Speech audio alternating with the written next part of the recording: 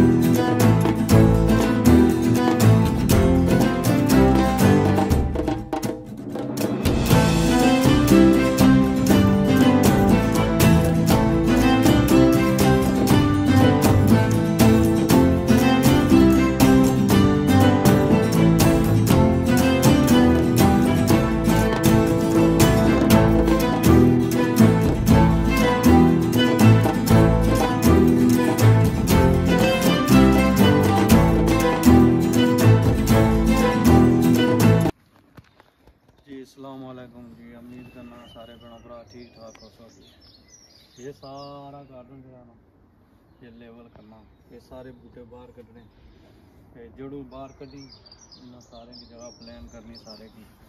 इस पासा सारा ग्रास लाना, ग्रास लाई ये फिलअप कर सकूँगा वो सारा उधर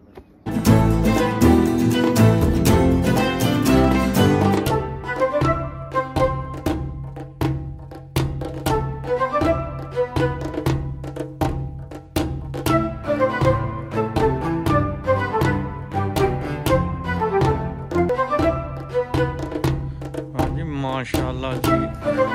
बड़े सारे गड्डी उड़े इस तो बाद